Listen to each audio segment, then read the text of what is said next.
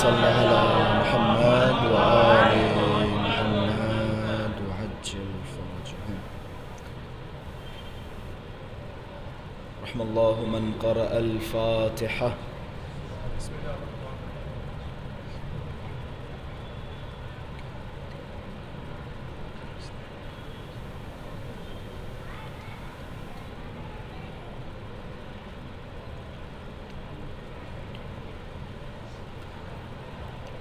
لا حول ولا قوة إلا بالله العلي العظيم.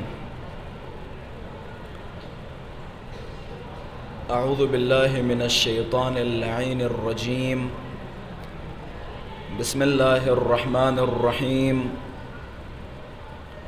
الحمد لله رب العالمين، والحمد لله الذي نور قلوبنا بمحبة علوية، والحمد لله الذي جعلنا من المتمسكين بولاية المرتضوية، والحمد لله الذي فرض مودته على العربية والعجمية وعلى مبلغ رسالاته الإلهية سيدنا ومولانا ومولى الثقلين جد الحسن والحسين أبي القاسم مصطفى محمد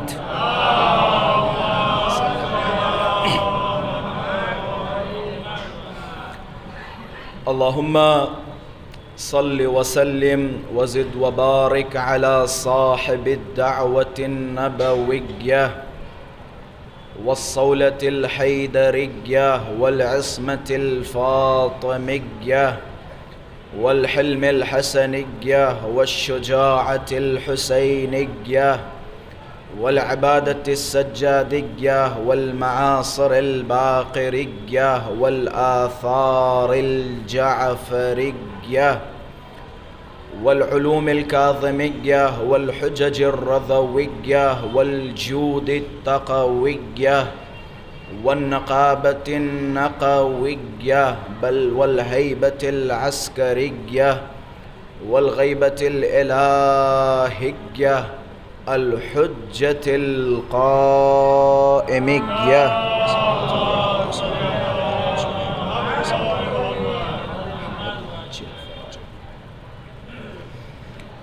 اللهم عجل لوليك الفرج والعافية والنصر واجعلنا من أعوانه وأنصاره.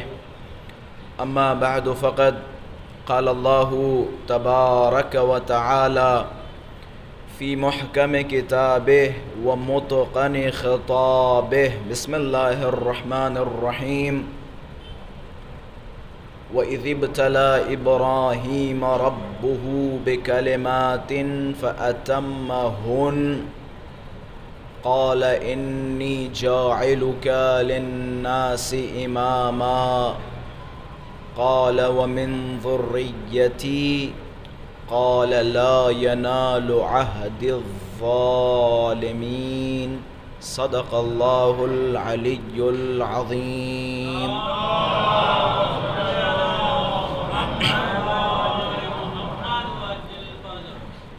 وجود ذی‌الجود نازنین امام زمان عجل اللہ تعالی فرجہ الشریف صلی اللہ علیہ محمد وآل محمد. حضرت کی سلامتی، حضرت کے ظہور میں تعجیل، علماء کرام، مراجعین عظام، شیعیان حیدر صفدر، عزاداران سید الشہداء اور آپ سب اپنی سلامتی، اہل خانہ کی سلامتی کے لیے بآواز بلند صلوات ہدیہ فرمائیں.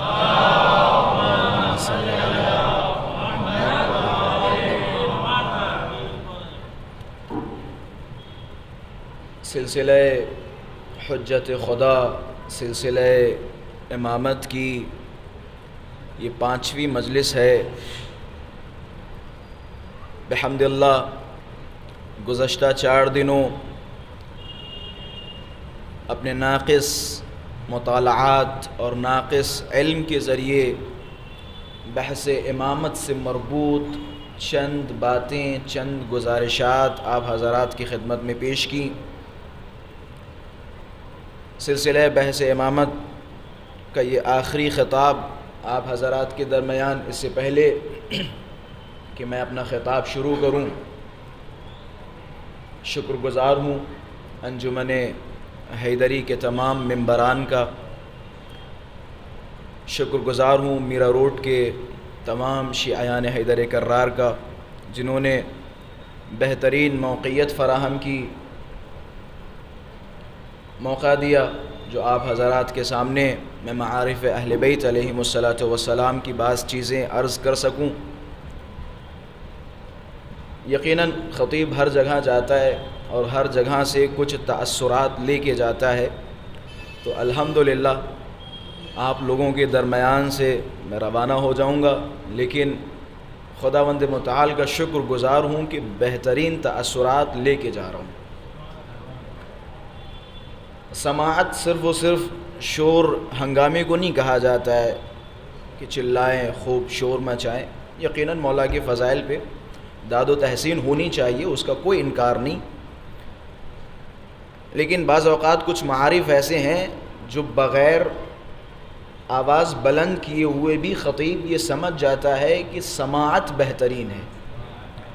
تو الحمدللہ مجھے یہ احساس ہوا کہ آپ لوگوں کی بہترین سماعت ہے، اور بندہ حقیر کے ایک ایک لفظ کو آپ لوگوں نے بہترین انداز میں سنا۔ شاید اتنے بہترین انداز میں میں نے بیان نہیں کیا جتنے بہترین انداز میں آپ نے سنا، اور بالخصوص وہ جو کل پرسوں کا جلوس گزرا، میں جوانوں کو دیکھ رہا تھا، میں صرف باہر اس لیے نکلا تھا کہ دیکھوں تو صحیح ہو کیا رہا ہے، تو رشک کرتا ہوں آپ لوگوں پر، یقین کریں رشک کرتا ہوں۔ وہ جو اہل بیت اطہار کی خدمت میں اپنی جوانی کو صرف کریں، میں رشک کرتا ہوں، رشک یعنی خواہش کرتا ہوں کاش ہمیں کوئی ایسا موقع ملے جو ہم بھی زائرین کو کھانا کھلائیں، ہم بھی زائرین کو پانی پلائیں، ہم بھی چھوٹی موٹی کوئی خدمتیں انجام دیں۔ اگرچہ ہماری اور آپ کی نظر میں یہ چھوٹی موٹی خدمتیں، یقیناً آپ یہ سوچ رہے ہوں گے کہ میں جو خدمت انجام دے رہا ہوں یہ بہت بڑی خدمت ہے، ممکن ہے روز محشر مجھے صف کے آخر میں کھڑا کیا جائے اور کسی ایسے بندے کو صف کی شروعات میں کھڑا کیا جائے کہ جس نے زائر ابا عبداللہ الحسین کی ایک جوتی سیدھی کی ہو۔ یہ میرا عقیدہ ہے، ممکن ہے اسے سب سے پہلے اور سب سے آگے کھڑا کیا جائے کہ جس نے ایک زائر ابا عبداللہ الحسین کی خدمت کی۔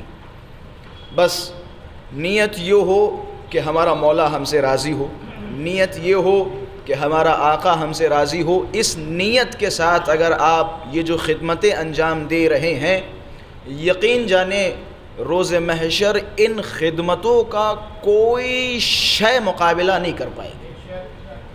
یہ صرف میرا ذاتی عقیدہ نہیں ہے، علماء کے نظریات ہیں۔ آیت اللہ وحید خراسانی حفظہ اللہ ایک بیان میں فرما رہے تھے کہ کاش یہ جو زائرین پیدل اپنے مولا کی طرف جا رہے ہیں، کاش میں ان کے قدموں کو چوم پاتا، کاش میں ان کے قدموں کو چوم پاتا۔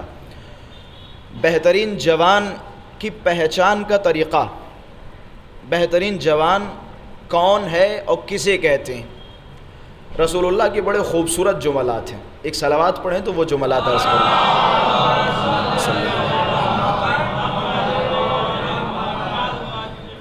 حضرت نے فرمایا جوان مجھے بہت پسند ہے، جوان بہت پسند ہے، لیکن جوان کو صرف دو حالتوں میں دیکھنا چاہتا ہوں، تیسری حالت میں جوان کو دیکھنا نہیں چاہتا۔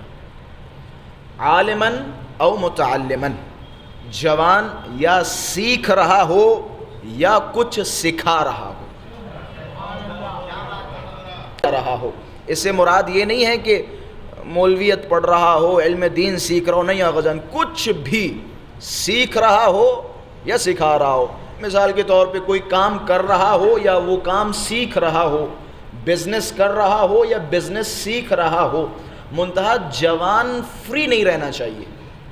یہ جو ہم بھی بعض اوقات کہتے ہیں جسٹ چل کرو، ٹھیک ہے، تھوڑا بہت چل ٹھیک ہے، لیکن پتہ چلے کہ رات میں 6 گھنٹے 7 گھنٹے چل کرنا یہ تھوڑا زیادہ ہے. تھوڑا بہت ہونا چاہیے لیکن اتنا وقت جوان کو ضائع نہیں کرنا چاہیے. جوان یا کچھ سیکھ رہا ہو یا کچھ سکھا رہا ہو. اور بہترین جوان وہ ہے کہ جو اپنی جوانی کو ابا عبداللہ الحسین کے حوالے کر دے. بہترین جوان وہ ہے جو اپنی جوانی کو امام زمانہ کے نام کر دے. بہترین جوان وہ ہے کہ جس کے دن کے زیادہ تر اوقات زیادہ تر وقت اہل بیت اطہار کی خدمت میں گزرے. مجھ سے ایک عالم دین فرمایا کرتے تھے، کہتے تھے امام زمانہ جب ظہور فرمائیں گے تو امام زمانہ کی نظر جوانوں پہ بہت زیادہ ہوگی. امام زمانہ کی نظر جوانوں پہ بہت زیادہ ہوگی. اگرچہ میں اس جملے کو 2 ویز میں لیتا ہوں، 2 طریقوں سے لیتا ہوں. ایک یہ کہ حقیقی جوان 24 25 26 27 28 30 سال کا جوان ہٹا کٹا ڈولے شولے چیسٹ ویسٹ اچھا ہو، خوب باڈی واڈی شوڈی ہو، اسے جوان کہتے ہیں. ایک جوان دوسرا بھی ہے، ایک جوان دوسرا بھی ہے. اب بزرگان کی توجہ زیادہ ہوگی.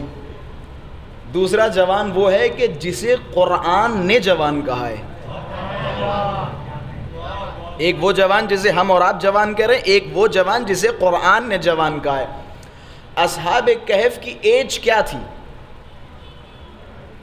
میرے خیال سے کوئی 60 50 45 48، بعض روایتوں میں ہے کہ 80 تک ایج والے تھے. لیکن اللہ نے جب اصحاب کہف کی طرف خطاب کیا تو کیا فرمایا؟ فتیہ. فتیہ کہتے ہیں جوان کو. اصحاب کہف بوڑھے، لیکن اللہ خطاب کیا فرما رہا ہے؟ اے جوانوں، اے جوان. پتہ یہ چلتا ہے کہ اصلی جوان اسے کہتے ہیں کہ جس کا ایمان مضبوط ہو. جس کا ایمان مضبوط ہو وہ اصلی جوان ہوتا ہے. اچھے ڈولے شولے بنانے والا جوان ہے. اصلی جوان قرآنی نظر میں وہ ہے جس کا ایمان محکم ہو، جس کا ایمان مضبوط ہو. ایک صلوات پڑھے محمد و آل محمد کے ساتھ.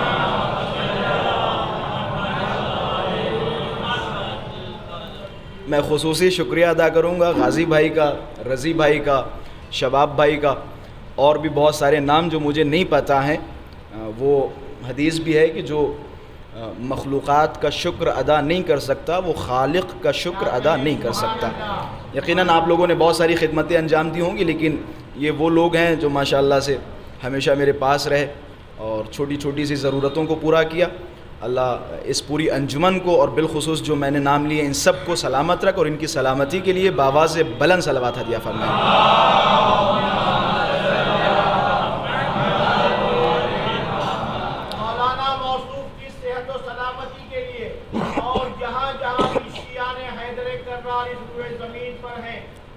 جان و مال و عزت و آبرو و ناموس کی حفاظت کے لیے آواز بلند صلوات.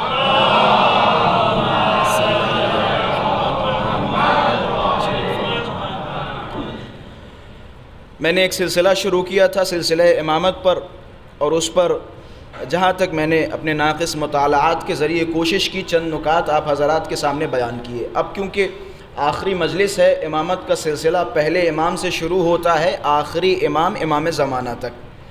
اس سلسلے میں سے اگر کوئی انسان کسی ایک کڑی کو نہ مانے تو اسے شیعہ اثنا عشریہ نہیں کہا جاتا. آخری امام کے وجود پہ یقین رکھنا یہ ضروریات تشیع میں سے ہے. اس بات پہ یقین رکھنا کہ وہ آخری امام پیدا ہو چکے ہیں یہ بھی ضروریات تشیع میں سے ہے. اس بات پہ یقین رکھنا کہ وہ امام حاضر و ناظر ہیں یہ بھی ضروریات تشیع میں سے ہے. اور اسی کے ساتھ ساتھ اس امام کے لیے اپنے دل میں انتظار پیدا کرنا یہ بھی ضروریات تشیع میں سے ہے.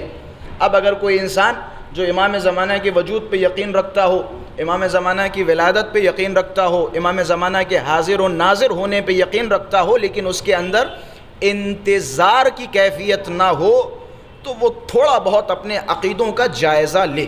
میں سخت الفاظ نہیں کہوں گا لیکن وہ تھوڑا بہت اپنے عقیدوں کا جائزہ لے، کیونکہ وہ افراد جو امام زمانہ سے غافل ہیں، امام زمانہ کا انتظار نہیں کر رہے، ان کی مذمت میں روایات کی ایک بڑی تعداد ہے جو امام زمانہ سے غافل ہیں، وہ جو انتظار نہیں کر رہے یقیناً وہ غافل ہیں۔ اچھا، آپ دوسرے تمام مذاہب کو اٹھا کے دیکھیے، میں اپنے بھائیوں کی بات کروں، بھائیوں کے یہاں 4 امام ہیں اور 4 فقہ ہیں، انہوں نے ایک سلسلے کو قبول کیا اور ہم نے بھی ایک سلسلے کو قبول کیا۔ ہمارے سلسلے کی عظمت کیا ہے اور ان کے سلسلے میں کمی کیا ہے، اس بات پہ غور فرمائیں آپ۔ انہوں نے 4 فقہ کو ایکسپٹ کیا، 4 اماموں کو قبول کیا۔ اب جناب والا ان 4 اماموں کی خدمت میں جائیں اور پوچھیں نماز کے وقت ہاتھ کیسے رکھیں، تو ایک صاحب فرمائیں گے ایسے رکھیں، ایک صاحب فرمائیں گے ایسے رکھیں، ایک صاحب فرمائیں گے ایسے رکھیں اور ایک صاحب فرمائیں گے ایسے رکھیں۔ 4 امام، 4 فقہ، لیکن ایک ہی مسئلہ چاروں اماموں کے پاس جائیں تو الگ الگ ہے۔ چاروں اماموں کے پاس جائیں گے ایک ہی مسئلہ، جبکہ دین ایک ہی ہے لیکن چاروں مسئلے الگ الگ ہیں۔ لیکن جب ہم بات اپنے سلسلے کے کرتے ہیں تو پہلے امام کے پاس جائیں گے ان کا بھی یہی مسئلہ، دوسرے کے پاس جائیں گے ان کا بھی یہی مسئلہ، 11ویں کے پاس جائیں گے ان کا بھی یہی مسئلہ، 12ویں کے پاس جائیں گے ان کا بھی یہی مسئلہ۔ کسی چیز میں پہلے اور 11ویں امام کے درمیان کسی چیز میں اختلاف نظر نہیں آتا، کسی چیز میں اختلاف نظر نہیں آتا۔ کیوں؟ کیونکہ جو سلسلہ ان کے پاس ہے وہ سلسلہ کسی کے پاس نہیں۔ میں نے شاید اسی مجلس میں یا اس سے پہلے عرض کیا تھا کہ جتنے بھی فضیلتیں ہیں، جتنے بھی فضائل ہیں، ہر فضیلت میں لوگوں نے چوری کرنے کی کوشش کی، احادیث اس کے مقابلے میں جعل کرنے کی کوشش کی۔ مثال کے طور پہ رسول اللہ نے فرمایا انا مدینۃ العلم وعلی بابھا، میں شہر علم ہوں، علی اس کا دروازہ، جو بھی آنا چاہے وہ اس دروازے سے آئے۔ رسول اللہ نے یہاں تک فرمایا تھا۔ رسول اللہ کے بعد اسی شہر پہ لوگوں نے لنٹر ڈال دیا، دیواریں کھڑی کر دی، کہا جناب والا فلاں صاحب اس شہر کی چھت ہے اور فلاں صاحب اس کی دیوار ہے۔ رسول اللہ نے فرمایا یا علی انت منی بمنزلۃ ہارون من موسیٰ الا انہ لا نبی بعدی، اے علی تمہاری نسبت میرے نزدیک وہی ہے جو ہارون کو موسیٰ سے تھی، مگر یہ کہ میرے بعد کوئی نبی نہیں۔ رسول اللہ نے یہ فرمایا تھا، تھوڑے دن نہیں گزرے کہیں سے آواز آ گئی کہ اگر میرے بعد کوئی نبی ہوتا تو فلاں صاحب ہوتے۔ کہنے کا مطلب یہ ہے کہ کوئی بھی آپ کو ایسی فضیلت نہیں ملے گی کہ جس میں کسی نہ کسی طرح کسی نہ کسی شے کو شریک نہ کیا گیا ہو، لیکن دعوے کے ساتھ کہہ رہا ہوں ایک ایسی فضیلت ہے کہ جس میں شریک ہونا کسی کے بس کی بات نہیں ہے۔ تم ساری فضیلتوں میں شریک ہو سکتے ہو، لیکن دم ہو تو ان جیسا شجرہ لا کے دکھاؤ۔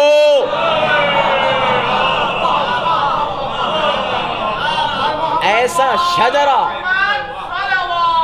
اللہم صلی علی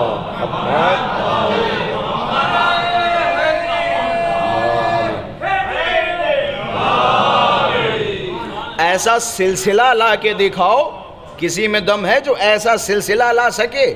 کوئی ایسا ہے کہ جس کا نانا نبی ہو، جس کا بابا علی ہو، جس کی ماں فاطمہ ہو، جس کا نانا رسول ہو، جس کا بابا امام ہو، جس کی ماں سید نساء اہل الجنہ ہو، سیدۃ نساء العالمین ہو؟ کوئی ایسی ہے جس کی نانی خدیجۃ الکبریٰ ہو؟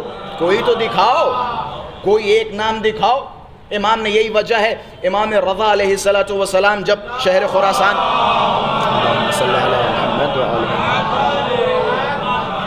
8ویں امام جب خراسان پہنچے تو نیشا پور نامی جگہ پہ پہنچے تو وہاں وہ جو حدیث سلسلۃ الذہب کے نام سے مشہور ہے، کلمۃ لا الہ الا اللہ حسنی، لوگوں نے بڑی فرمائش کی، کہتے ہیں ہزاروں کی تعداد میں امام رضا کا استقبال کرنے کے لیے لوگ کھڑے تھے۔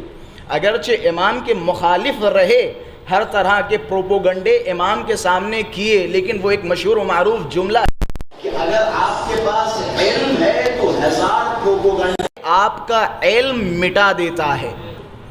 اگر آپ کے پاس علم ہے تو علم کے سامنے ہر کوئی جھکے گا، آج نہیں تو کل، کل نہیں تو پرسوں۔ 1000 پروپیگنڈے امام رضا کے خلاف ہوئے، لیکن امام رضا جب نیشا پور پہنچے تو روایتوں کے جملے ہیں ہزاروں کی تعداد میں لوگ قلم و کاغذ لیے کھڑے تھے، قلم و کاغذ لیے کھڑے تھے۔ فرمائش کی کہ مولا کچھ بیان فرمائیں، کچھ کہیں۔ کہتے مولا نے رخ انور سے پردہ ہٹایا، جیسے ہی پردہ ہٹایا لوگوں کی آنکھوں میں آنسو تھے۔ خدا کی قسم کاش میں اس کیفیت کو بیان کر سکوں کہ کس کیفیت کے ساتھ حضرت نے پردہ اٹھایا اور کس طرح لوگوں کے درمیان رونے کی آواز بلند ہوئی۔ حضرت نے کچھ نہیں فرمایا، صرف ایک جملہ، بسم اللہ الرحمن الرحیم۔ میں نے اپنے بابا سے، میرے بابا نے اپنے بابا سے، انہوں نے امام زین العابدین سے، انہوں نے امام حسین شہید کربلا سے، انہوں نے امام حسن مجتبیٰ سے، انہوں نے علی مرتضیٰ سے، انہوں نے رسول اللہ سے، رسول اللہ نے جبرائیل سے، جبرائیل نے خدا سے سنا۔ یہ سلسلہ کوئی بیان کر سکتا ہے؟ اسے کہا جاتا ہے حدیث سلسلۃ الذہب، دا گولڈن چین کر کے اس روایت کا نام ہے، گولڈن چین۔ مولا نے فرمایا اس حدیث کو اپنے گھروں میں سونے کے پانی سے لکھو تو کم ہے اس کی عظمت۔ فرمایا کلمۃ لا الہ الا اللہ حصنی، کلمہ لا الہ الا اللہ ہمارا قلعہ ہے، فمن دخل حصنی امن من عذابی، اللہ نے فرمایا یہ میرا قلعہ ہے، جو بھی اس میں داخل ہوگا وہ ہمارے عذاب سے محفوظ رہے گا۔ حضرت نے پردہ ڈالا، تھوڑی دیر ناکا چلا، پہلے لوگوں کی خواہش پہ حضرت نے پردہ اٹھایا تھا، اب جب تھوڑی دور چلے حضرت نے خود پردہ اٹھایا۔ حضرت کو پتا تھا کہ یہ اسی پہ اکتفا کر لیں گے، لہٰذا حضرت نے پردہ اٹھایا اور پردہ اٹھانے کے بعد انگلی کا اشارہ کیا اور فرمایا وَشَرْطِهَا وَشُرُوطِهَا، بے شک کلمہ توحید ہمارا قلعہ ہے، جو بھی داخل ہوگا نجات پائے گا، لیکن اس کی شرط و شروط بھی ہیں، اور اس کی پہلی شرط ہے ہماری محبت و ولایت۔ ہماری محبت و ولایت نہیں ہوگی تو کلمہ توحید تمہیں کوئی فائدہ پہنچانے والا نہیں ہے۔ اگر ہماری امامت کا اقرار نہیں کرو گے، ہماری ولایت کا اقرار نہیں کرو گے تو کلمہ توحید کا آپ کو کوئی فائدہ ملنے والا نہیں ہے۔ وَشَرْطِهَا وَشُرُوطِهَا، اس کی شرطیں یہ ہیں۔ پہلی شرط ہے ہم سے محبت کرنا، ہماری ولایت کو قبول کرنا، ہماری امامت کو قبول کرنا۔ مسلمانوں سے عمومی خطاب کرتے ہیں، شیعوں سے بھی خطاب ہے۔ قرآن مجید کی ایک مشہور و معروف آیہ کریمہ ہے الذین یستمعون القول فیتبعون احسنہ، وہ لوگ جو باتوں کو سنتے ہیں اور سننے کے بعد اچھی بات کی پیروی کرتے ہیں۔ مولا نے فرمایا تنہا اگر کسی قاضی کے پاس جائے گا تو وہ خوشی خوشی واپس آئے گا۔ کیوں؟ جج کے پاس جائیں، کورٹ میں آپ اپنا کیس داخل کر دیں، سامنے والا جو آپ کا مخالف ہے وہ تاریخوں پہ جائے ہی نہ، جج کس کے حق میں فیصلہ کرے گا؟ آپ کے حق میں فیصلہ کرے گا۔ مولا کے جملات ہیں، تنہا اگر قاضی کے پاس جائے گا تو وہ خوشی خوشی واپس آئے گا۔ آپ کی میری لڑائی ہوئی، آپ جناب والا پولیس اسٹیشن پہنچ گئے اور رپورٹ لکھوا دی، میں گھر میں بیٹھا آرام کر رہا ہوں، پولیس کسے پکڑے گی؟ اسے پکڑے گی جو رپورٹ لکھوا کے آیا، یا اسے پکڑے گی جو ابھی تک آیا بھی نہیں؟ مولا نے فرمایا تنہا اگر قاضی کے پاس جاؤ گے تو خوشی خوشی واپس آؤ گے۔ قرآن نے بھی اسی نقطے کی طرف اشارہ کیا، الذین یستمعون القول فیتبعون احسنہ، اچھے لوگ وہ ہیں جو دونوں طرف کی باتوں کو سنیں اور ان باتوں میں سے جو اچھی بات ہے اس کی پیروی کریں، اسے اختیار کریں۔ اچھا، یہ ہو گئی آیت۔ اب چلتے ہیں ایک صحیح بخاری کی حدیث کی طرف۔ صحیح بخاری میں بھی یہ حدیث سنن میں روایت ملتی ہے، حضرت نے فرمایا سیفترق امتی علی 73 فرقة یا ملة کلہم فی النار الا ملة واحدہ۔ ان قریب یہ جو میری امت آپ دیکھ رہے ہیں، ان قریب میری یہ امت 73 فرقوں میں بٹ جائے گی، سارے کے سارے جہنمی ہوں گے سوائے ایک فرقے یا سوائے ایک ملت کے۔ قرآن کی آیت رکھیے اور اس حدیث کو رکھیے، ان دونوں کو رکھنے کے بعد نتیجہ نکالیے کیا قرآن کی یہ آیت اور یہ حدیث اس بات کی طرف ہمیں اور آپ کو متوجہ نہیں کرتی کہ ہم اور آپ اپنے اپنے مذہب میں تحقیق و جستجو کریں؟ بھائی رسول نے فرمایا کہ 73 فرقوں میں بٹ جائے گی، سارے فرقے جنتی، سارے فرقے جہنمی ہوں گے سوائے ایک فرقے کے. تو کیا ہر مسلمان کا فریضہ نہیں ہے کہ وہ ایک جنتی فرقے کی تلاش کرے؟ جنتی فرقے کی تلاش کرے. اچھا، شیعوں کا دعویٰ ہے کہ ہاں بھائی ہم جنتی ہیں، اہل تسنن کا دعویٰ ہے ہم جنتی ہیں، دوسرے جو فرقے ہیں ان کا دعویٰ ہے ہم جنتی ہیں. ہر کسی کا دعویٰ یہ ہے کہ ہم جنتی ہیں. آپ دلیل پیش کیجئے، ہم دلیل پیش کرتے ہیں.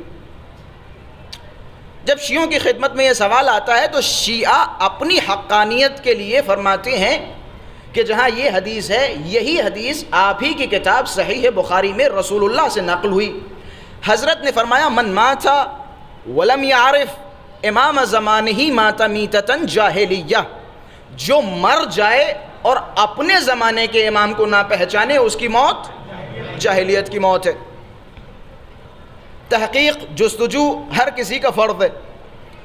اب جناب والا آپ مجھے سمجھائیے آپ کے زمانے کا امام کون ہے؟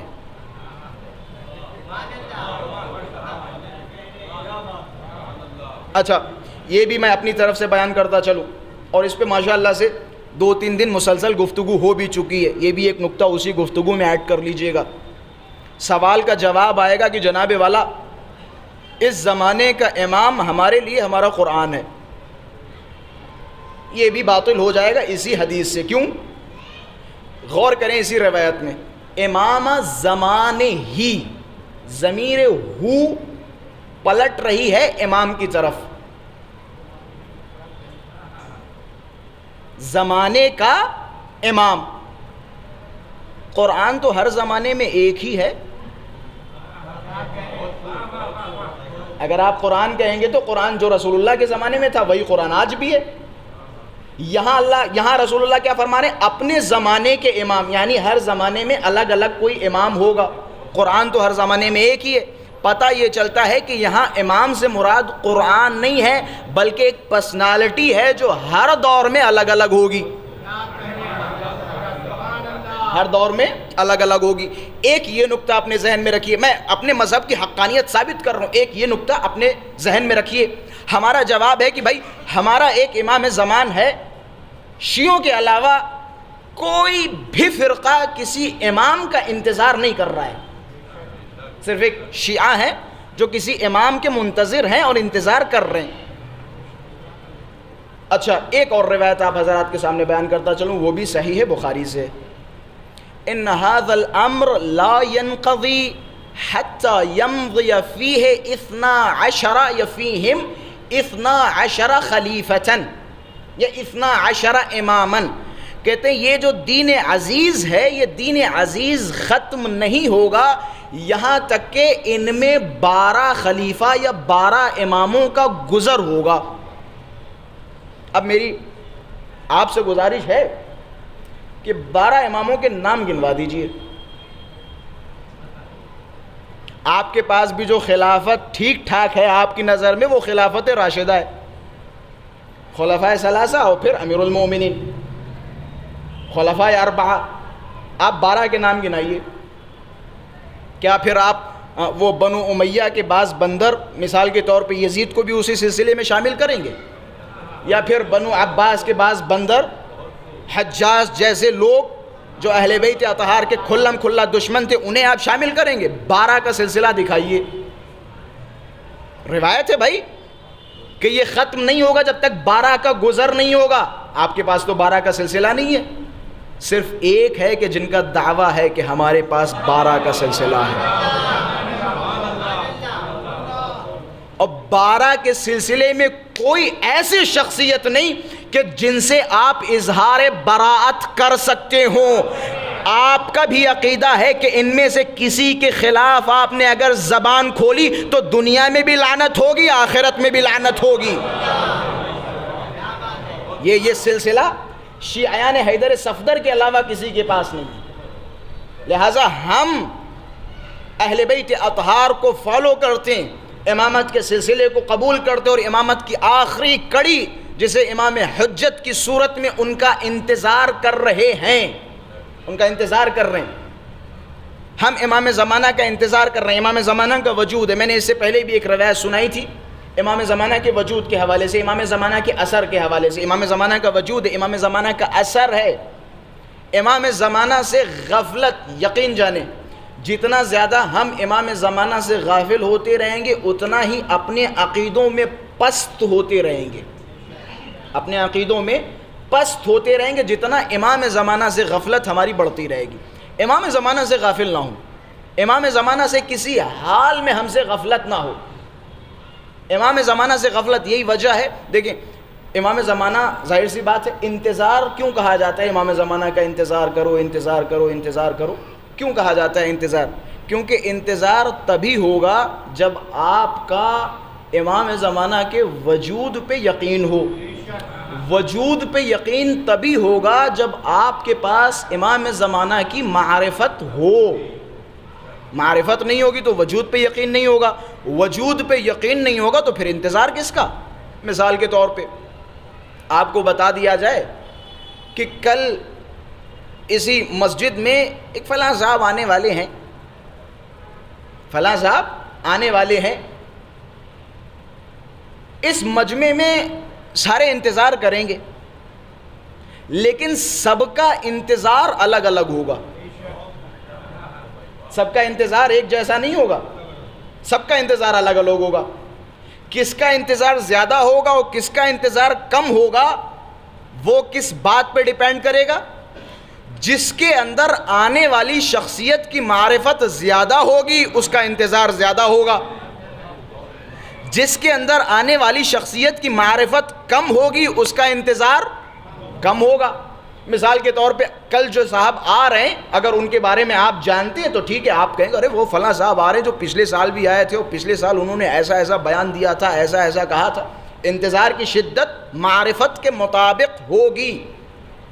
کل ایک صاحب آ رہے ہیں، آپ اسی حساب سے تیاریاں کریں گے، لیکن فرض کریں آپ کو پتہ چل جائے کہ کل آیت اللہ سیستانی یا آیت اللہ خامنہئی میرا روڈ پہ آنے والے ہیں، آپ کے انتظار کی کیفیت کیسی ہوگی؟ آپ کی خدمت میں عرض کر رہا ہوں، آپ کے انتظار کی کیفیت کا عالم کیا ہوگا؟ کیا ایسے ہی انتظار کر رہے ہیں جیسے فی الحال بیٹھے ہوئے ہیں؟ آپ تو میرا روڈ کو سجا دیں گے، مومنین کا ہنگامہ ہوگا، ہجوم ہوگا، کیونکہ وقت معلوم ہے۔ لیکن ایک ایسی شخصیت کے جس کے آنے کا وقت معلوم نہ ہو سکتا ہے آج بھی آ جائے، ہو سکتا ہے ابھی تشریف لائے۔ اب ذرا تصور کریں، ایک عام آدمی کے لیے انتظار کی کیفیت الگ، ایک مرجع تقلید کے انتظار کی کیفیت الگ۔ اب ذرا تصور کریں وہ جو کائنات کا امام ہے اس کا انتظار کس طرح ہونا چاہیے؟ وہ جو کائنات کا امام ہے اس کا انتظار کیسے ہونا چاہیے؟ اصل میں مسئلہ یہ ہے کہ ہمارے ذہن میں پہلے سے ہی بعض چیزیں، دیکھیں امام زمانہ کے موضوع پر حالانکہ یہ ساری باتیں میرے خیال سے عوام کے درمیان اتنے کھلے الفاظ میں بیان نہیں کرنی چاہیے، لہٰذا میں احتیاط کے ساتھ کچھ چیزیں آپ حضرات کی خدمت میں عرض کر رہا ہوں۔ امام زمانہ کے حوالے سے بہت سارے موضوعات تشنا ہیں، بہت سارے موضوعات ایسے ہیں کہ جنہیں کما حقہ ٹچ نہیں کیا گیا، جو تشنا ہے، جن موضوعات پہ کتابیں بہت کم ہیں، اور آپ بہت سارے موضوعات آپ دیکھیے ان پہ بہت ساری کتابیں ملیں گی۔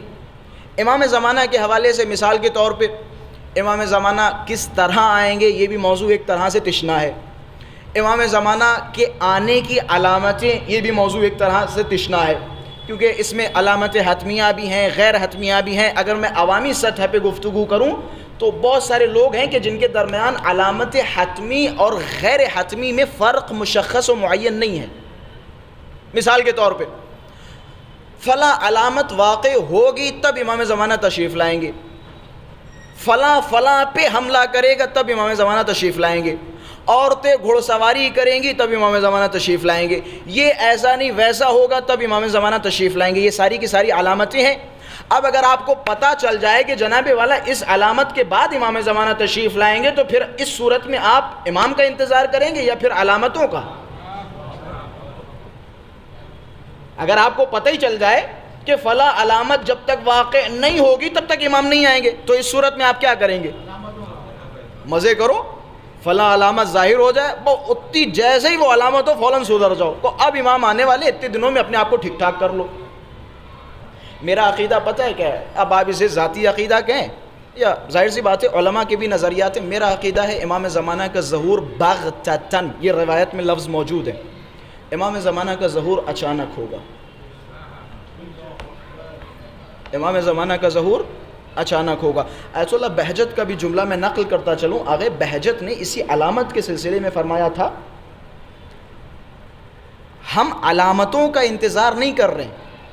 آگے بہجت کا جملہ ہے کہ علامتوں کا واقع ہونا ضروری نہیں ہے، علامتوں کا واقع ہونا حتمی نہیں ہے، مہدی فاطمہ کا آنا حتمی ہے، امام زمانہ کا آنا حتمی ہے، علامتوں کا واقع ہونا حتمی نہیں ہے۔ علامتوں کی دو قسمیں، ایک ہے حتمی اور ایک ہے غیر حتمی۔ حتمی علامتیں امام زمانہ کے حوالے سے صرف 5 ہیں کہ جن کا تذکرہ اصول کافی میں چھٹے امام کی روایت کے ذریعے ہے، صرف 5 علامتیں ہیں جو حتمی ہیں، اس کے علاوہ جتنی بھی علامتیں ہیں وہ غیر حتمی ہیں، ممکن ہے ایسا ہو، ممکن ہے ایسا نہ ہو، ممکن ہے ہو جائے، ممکن ہے ان علامتوں میں بدع حاصل ہو۔ بدع کسے کہتے ہیں؟ بدع کا مطلب ہوتا ہے، مثال کے طور پر اللہ نے آپ کی تقدیر میں ایک شے معین کر دی، کل مثال کے طور پہ آپ کے ساتھ یہ ہونا ہے، کل جناب الف روڈ پہ جائیں گے، ان کا ایکسیڈنٹ ہو جائے گا، فی الحال قسمت میں یہ ہے، لیکن تمہاری کچھ آج کی حرکتوں کی وجہ سے اللہ خوش ہو گیا مثال کے طور پہ، تو وہ جو کل تمہارا ایکسیڈنٹ ہونا تھا اسے اللہ نے بدل دیا۔ مثال دوں، جناب عیسیٰ یا جناب موسیٰ نے کسی صاحب سے فرمایا کہ کل تم مر جاؤ گے، تیاری کر لو، وہ بندہ پورا دن پریشان، کل تو ہمارا آخری دن ہے، بہت پریشان، دن گزر گیا نہیں مرا، دوسرا دن آ گیا، پھر جناب موسیٰ کے پاس دوڑتا ہوا گیا، جناب عیسیٰ یا جناب موسیٰ کہ آپ نے تو فرمایا تھا کہ میں کل مر جاؤں گا، خامخواہ ڈرا دیا۔ جناب موسیٰ یا جناب عیسیٰ فرمایا کل تم مرنے والے تھے، اور میں بتا دوں کہ کس ذریعے اور کس چیز کے ذریعے تم کل مرنے والے تھے، کہ گھر چلو، کہ کل تم اپنے کمرے میں جانے والے تھے اور کمرے میں یہ صندوق کھولنے والے تھے، اور اس صندوق میں سے سانپ نکلتا اور تمہیں ڈس لیتا، اگر یقین نہ ہو تو صندوق کھول کے دیکھ لو۔ اب ظاہر سی بات، جب انہیں پتہ چل گیا کہ صندوق میں سانپ ہے تو ہوشیاری سے کھولیں گے، صندوق کھولا تو اس میں سانپ بیٹھا ہوا تھا، کہ تقدیر اور قرار یہ تھی کہ کل تم اسی سانپ کے ذریعے سے مرو، لیکن کیونکہ تم نے صدقہ نکال دیا اللہ نے تمہاری موت ٹال دی۔ میرے خیال سے اس بدع سے کئی چیزیں ظاہر و واضح اور روشن ہو گئیں۔ ایک تو یہ بھی پتہ چل گیا کہ صدقے کا اثر کتنا ہے، یہ کیوں کہا جاتا ہے صدقہ نکالیں، اور اسی طریقے سے والدین، ایک دو میرے ذہن میں قصے ہیں لیکن میں وہ قصے نہیں آپ حضرات کے سامنے بیان کرنا چاہتا تاکہ میں موضوع سے زیادہ دور نہ ہو جاؤں۔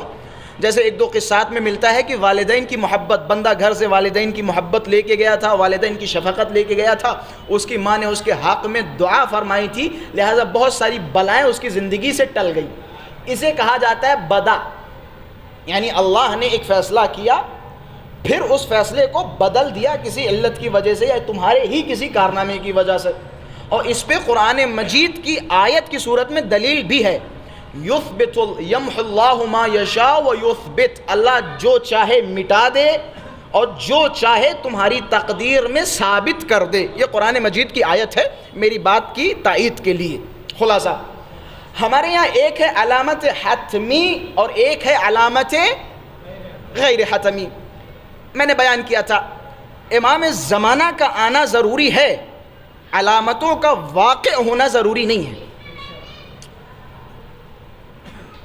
غیر حتمی علامتوں کا شمار ہی نہیں ہے، بہت ساری علامتیں، فلاں بھی علامت ہے، فلاں بھی علامت ہے، فلاں بھی علامت ہے، فلاں بھی علامت ہے، فلاں بھی علامت ہے، اگر گننے بیٹھے ہیں تو ہزاروں، سینکڑوں، لاکھوں کی تعداد میں غیر حتمی علامتیں آپ کو نظر آئیں گی۔ حتمی علامتیں صرف و صرف 5 ہیں، اگر میرے ساتھ یاد ہو تو بتاتے رہیے گا۔ ایک ہے خروج یمانی، خروج سفیانی، ایک سفیانی کا خروج ہے، پھر سید یمانی کا خروج ہے، ایک خسف ارض بیضا، مکہ اور مدینہ کے درمیان ایک زمین ہے جو دھس جائے گی، صیحہ آسمانی، جناب جبرائیل ایک آواز دیں گے، الا یا اہل العالم، اے دنیا والو تم جس کے انتظار میں تھے وہ امام ظہور فرما چکا۔ یہ 5 علامتیں ہیں امام زمانہ کے ظہور سے پہلے کی، جنہیں علامت حتمی کہا جاتا ہے۔ اس کے علاوہ جتنی بھی علامتیں وہ غیر حتمی ہیں، ضروری نہیں ہے کہ وہ علامتیں واقع ہوں یا واقع نہ ہوں۔ اچھا، یہ جو 5 علامتیں ہیں یہ بھی عالمی پیمانے پہ علامتیں نہیں ہیں۔ ممکن ہے کسی ایک خطے میں خروج سفیانی ہو چکا ہو اور اس کے مقابلے میں خروج یمانی بھی ہو۔ مثال کے طور پہ ایسا تو ہے نہیں کہ کوئی ایک خاص بندہ ہی ہوگا جس کا نام ہوگا یمانی یا سفیانی۔ علماء فرماتے ہیں نسل سفیانی نہ چلے، کہتے ہیں ان 5 علامتوں کے بعد امام زمانہ کا ظہور ہوگا۔ تو اس صورتحال میں، اس کنڈیشن میں، وہ جو روایت میں نے پہلے بیان کی تھی، امام زمانہ یاتی بغتتاً، اچانک ظہور فرمائیں گے، اسے اگر اپنے ذہن میں رکھیں اور ان 5 علامتوں کو ذہن میں رکھیں، اور اس کے ساتھ ساتھ یہ بھی ذہن میں رکھیں کہ امام زمانہ کی یہ جو 5 علامتیں حتمی ہیں یہ انٹرنیشنل لیول پہ ضروری نہیں ہے کہ ہمارے لیے ثابت ہوں، ممکن ہے ہو جائے اور ہمیں خبر نہ ملے۔ اور آج مثال کے طور پہ وہ 6 مہینے ایک مدت ہے کہ ان علامتوں کے 6 مہینے کے بعد امام کا ظہور ہوگا، تو آج 6 مہینے ہو چکے ہوں اور ابھی امام زمانہ کا ظہور ہو جائے، کیونکہ ہمارے یہاں روایات میں جو لفظ ہے یاتی بغتتاً، اچانک، اس کا مطلب کیا ہے؟ اس کا مطلب اس کا مطلب کیا ہے جو اہل بیت اطہار نے فرمایا ہمیشہ تیار رہو، کبھی بھی امام زمانہ آ سکتے ہیں۔ نہیں تو جیسا کہ میں نے بیان کیا تھا، اگر ایک مدت پتہ چل جائے کہ فلاں شے کے 1 سال کے بعد امام آئیں گے تو فلاں شے تک خوب موج مستی بندہ کرتا رہے، اور 1 سال جب وہ علامت واقع ہو جائے پھر اس کے بعد کہے کہ جناب والا اب اپنے آپ کو سدھار لو، اب 1 سال کے بعد امام آنے والے۔ کہتے امام کا ظہور بغتتاً ہوگا، اچانک ہوگا۔ ہر شیعہ کا فرض ہے کہ وہ ہمیشہ امام زمانہ کے ظہور کے لیے تیار رہے، امام زمانہ کے ظہور کے لیے تیار رہے۔ اور یہ یاد رکھیں، امام زمانہ کو بے شک یہ ہم سے بھی کہا جاتا ہے کہ جناب والا امام زمانہ جب تشریف لائیں گے تو امام زمانہ کو اچھے ڈاکٹرز کی ضرورت ہوگی، اچھے انجینئرز کی ضرورت ہوگی، ایک پائلٹ کی بھی ضرورت ہوگی جو امام زمانہ کے ساتھ چلے گا، اسی طریقے سے اور بھی بہت ساری چیزوں کی ضرورت ہوگی۔ یقیناً اچھے ڈاکٹر ہونا قوم کے لیے باعث فخر ہے، اچھے انجینئرز ہونا قوم کے لیے باعث فخر ہے، پائلٹ ہونا قوم کے لیے باعث فخر ہے، لیکن امام زمانہ کی یہ ضروریات نہیں ہیں۔ امام زمانہ کو اگر ضرورت ہے تو مخلص شیعہ کی، امام زمانہ کو مخلصین کی ضرورت ہے۔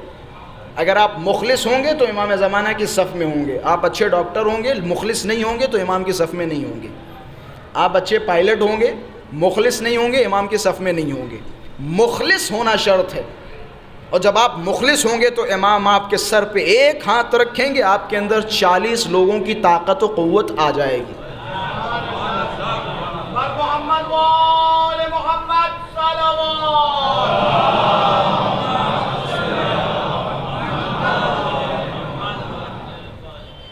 امام زمانہ روایتوں میں ہے کہ امام زمانہ پیشانی پہ ہاتھ رکھیں گے تو عقلیں کامل ہو جائیں گی۔ سبحان اللہ۔ ہمیں کس چیز کی ضرورت ہے؟ مخلصین امام زمانہ کی، جو امام زمانہ کے لیے مخلص ہوں، جو دین کے لیے مخلص ہوں، اہل بیت کے لیے مخلص ہوں۔ دیکھیں مخلص، میں بعض اوقات یہ جملہ کہتا ہوں، فرض کریں ایک فلاں صاحب بد عقیدہ ہے، اس کے کچھ عقیدے غلط ہیں، میں مثال دے رہا ہوں، اس میں اور اس میں فرق، میں 2 چیزوں میں فرق بتا رہا ہوں۔ ایک بندہ وہ ہے کہ جس کا عقیدہ برا ہے، کچھ چیزوں پہ وہ غلط ہے، لیکن وہ یہ سمجھ رہا ہے کہ میں صحیح ہوں، وہ یہ سمجھ رہا ہے کہ میں صحیح ہوں اور ظاہری طور پہ متقی بھی ہے، پرہیزگار بھی ہے، لیکن ایک بندہ وہ جو کسی طرح سے فنڈڈ ہو یا کسی کے ایجنڈے پہ کام کر رہا ہو اور اس کے غلط عقیدے ہوں، تو ان دونوں میں آپ ترجیح کس کو دیں گے؟ ترجیح اس آدمی کو دیں گے جو کسی کے بہکاوے میں کوئی کام کر رہا ہو یا کسی طرف سے فنڈڈ ہو یا کسی کے ایجنڈے پہ کام کر رہا ہو، اس بدعقیدہ کو ترجیح دیں گے، یا اس بدعقیدہ کو جو بدعقیدہ ہے لیکن کسی کے بہکاوے پہ عمل نہیں کر رہا ہے بلکہ اس کا وہ خود عقیدہ ہے، خود نظریہ ہے؟ ان دونوں میں بہتر کون سا ہے؟ بہتر وہ والا ہے جو بیچارہ یہ جان رہا ہے کہ میں مخلص ہوں، جو یہ جان رہا ہے کہ یہ جو میں کام کر رہا ہوں اس سے شاید اہل بیت خوش ہوں، اس آدمی کی بنسبت جسے پتا ہے کہ اس کام سے اہل بیت ناراض ہوں گے، پھر بھی وہ کر رہا ہے، تو وہ میں کہتا ہوں وہ جو غلطیاں ہیں اس کو سدھاریں، جو غلطیاں اس کو سدھاریں، لیکن کیونکہ وہ مخلص ہے وہ اس سے بہتر ہے، امام زمانہ کے لیے میں نے بارہا یہ جملے کہا، اہل بیت اطہار کے لیے مخلص بنو۔ اگر آپ کوئی کام کر رہے ہیں تو یہ آپ کا خود، کہتے سب سے پہلے انسان کا خود بلیو ہو، انسان کا خود عقیدہ ہو، کہتے سب سے بہتر اگر کسی شے کے بارے میں کوئی جان سکتا ہے تو وہ انسان اپنے بارے میں میں اگر سب سے زیادہ اس دنیا میں کسی کو جانتا ہوں تو خود کو، آپ اگر سب سے زیادہ کسی کو جانتے ہیں تو خود کو۔ اب آپ خود سے پوچھیں کیا ہمارے سارے کام چاہے غلط ہوں یا صحیح ہوں، کیا ہر کام میں ہمارا ہدف اور نیت یہی ہوتی ہے کہ مولا اس کام سے راضی ہوں گے، خوش ہوں گے؟ یہ ڈیپینڈ کرتا ہے۔ خود آپ کو یقین ہو، ایک وقت ہوتا ہے خود بندے کو یقین نہیں ہے، خود نہیں پتہ ہے کہ ہمیں یہ غلط، اس کو پتہ ہے یہ چیز غلط ہے، لیکن صرف اور صرف یہ کہ جناب والا میں جیت جاؤں یا میرا نظریہ جیت جائے یا میرے تھاٹس لوگوں تک پہنچے، اس ضد پہ اڑ جاتا ہے۔ ایک بندہ وہ ہے کہ جو نہیں جانتا ہے، انجانے میں وہ کسی ایک غلط عقیدے میں پھنسا ہوا ہے، لیکن وہ اہل بیت کے لیے مخلص ہے تو وہ اس سے بہتر ہے۔ خلاصہ یہ دور آخر الزمان، اس میں ہر شیعہ، ہر مومن کا فرض ہے کہ وہ اپنے امام زمانہ سے متصل و متوسل ہو، امام زمانہ کا انتظار کرے۔ انتظار قبلہ کتنا انتظار کریں؟ کتنا کرتے ہیں آپ انتظار؟ آپ مجھے بتائیں آپ کتنا انتظار کرتے ہیں؟ اگر ہاتھ اٹھوایا جائے، کتنے ایسے لوگ ہیں جو امام زمانہ کو روز یاد کرتے ہیں، شاذ و نادر؟ کتنے ایسے لوگ ہیں جو امام زمانہ کو ویکنڈ پہ یاد کرتے ہیں، شاذ و نادر؟ کتنے ایسے لوگ ہیں جو امام زمانہ کے لیے کوئی ایک دعا، مثال کے طور پہ دعائے زمن الغیبہ، دعائے استغاثہ ہفتے میں پڑھتے، مہینے میں پڑھتے ہیں، شاذ و نادر؟ میں مثال کے طور پہ اگر آپ سے سوال کروں، کتنے ایسے لوگ ہیں کہ جنہوں نے دعائے زمن الغیبہ پڑھی ہے؟ میں سوال نہیں کر رہا ہوں، آپ گھبرائے نہیں، میں خود سے سوال کر رہا ہوں۔ دعائے زمن الغیبہ جس کے بارے میں اہل بیت اطہار نے فرمایا کہ اس دعا کو کثرت سے پڑھتے رہو ورنہ گمراہ ہو جاؤ گے، کہ کثرت سے پڑھتے رہو ورنہ گمراہ ہو جاؤ گے۔ اس دعا کے جملے آپ کو بتاؤں، اس دعا میں جملات ہیں: اے میرے پروردگارہ، اگر امام زمانہ کی غیبت طولانی ہونے کی وجہ سے میرے یقین میں کمی ہو جائے یا یقین زائل ہو جائے تو اے میرے پروردگارہ مجھے توفیقات سے نوازنا، میرے یقین کو زائل نہ ہونے دینا۔ اس دعا کے جملے اہل بیت نے فرمایا اس دعا کو روز پڑھو، صبح صبح دعائے ندبہ میں، دعائے عہد میں ایک عہد کہتے ہیں: طلعت الرشیدہ وغرۃ الحمیدہ وکحل ناظر بنظرۃ منی۔ اے میرے پروردگارہ امام زمانہ کا دیدار کرا دے، ایک نظر امام زمانہ کی دکھا دے۔ جب یہ جملہ کہتے ہیں، اسی جملے پہ کبھی ٹھہرتے ہیں کہ میں کہہ کیا رہا ہوں؟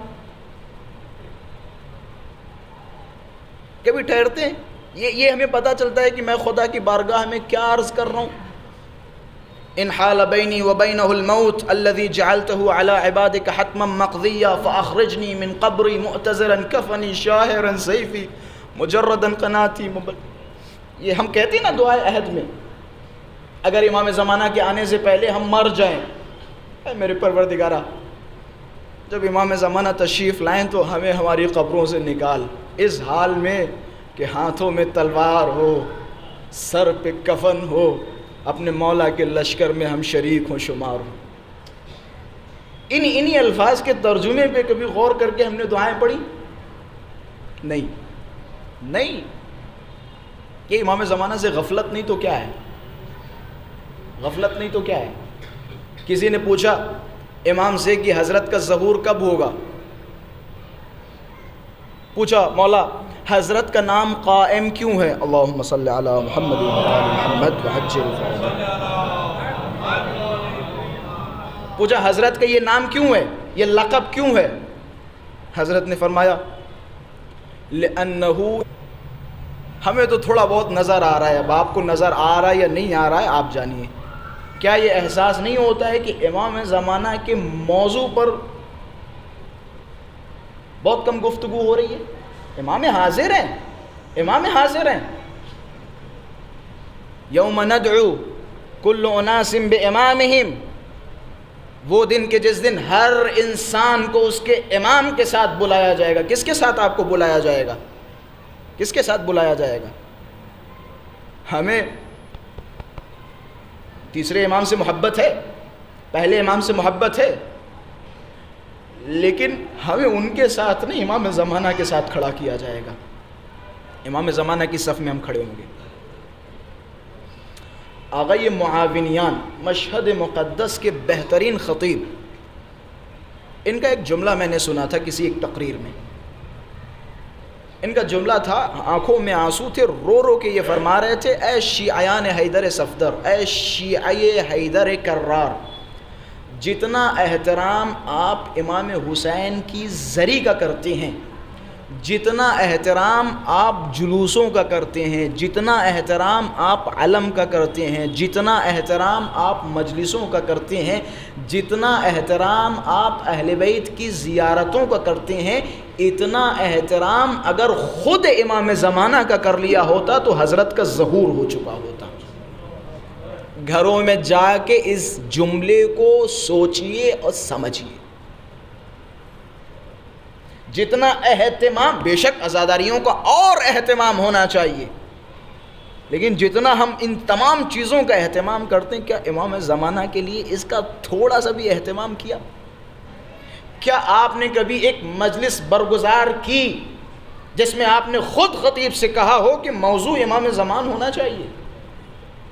امام زمانہ کے بہت فضائل ہیں، میں بیان اس لیے نہیں کر رہا ہوں کیونکہ میں ریسنٹلی ایک اشرہ پڑھ چکا ہوں امام زمانہ کے فضائل پہ، باقاعدہ فضائل، امام زمانہ کے خطبات، لمبے خطبات، بہت فضائل ہیں امام زمانہ کے۔ المہدی طاؤوس اہل الجنہ، آپ نے مور دیکھا ہے؟ پرندوں کے درمیان سب سے اٹریکٹیو اگر کوئی ہے تو وہ مور ہے، رنگ برنگی خوبصورت۔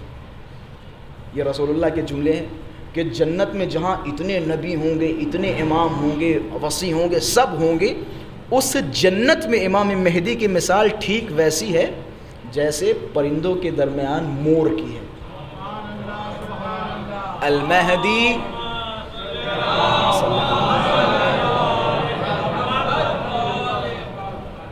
مہدی طاؤوس اہل الجنہ، طاؤوس مور، یہ امام مہدی کی علامت ہے۔ پتہ ہے آپ کا چھٹا امام کیا فرما رہا ہے؟ مکارم الاخلاق، میں کتاب کا نام بتا رہا ہوں، میں نے اس سے پہلے میں زیادہ کتابوں کے نام نہیں لیتا ہوں جو آپ پڑھیں، میں خود آپ سے کہتا ہوں خود کچھ پڑھو، لیکن میں اس کتاب کا تاکید کے ساتھ کہہ رہا ہوں، مکارم الاخلاق شیعہ کی ایک ذمہ داریوں میں سے ایک ذمہ داری یہ ہے کہ وہ حد اقل کتاب مکارم الاخلاق پڑھے۔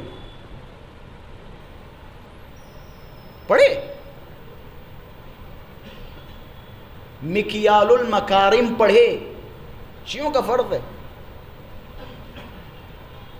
پھر آپ کو پتہ چلے گا کہ ہم کس عذاب والی دنیا میں زندگی بسر کر رہے ہیں۔ امام کے بغیر زندگی عذاب ہے، عذاب ہے۔ جیسے ہم خوشگوار زندگی سمجھتے ہیں، امام کے بغیر وہ زندگی عذاب ہے۔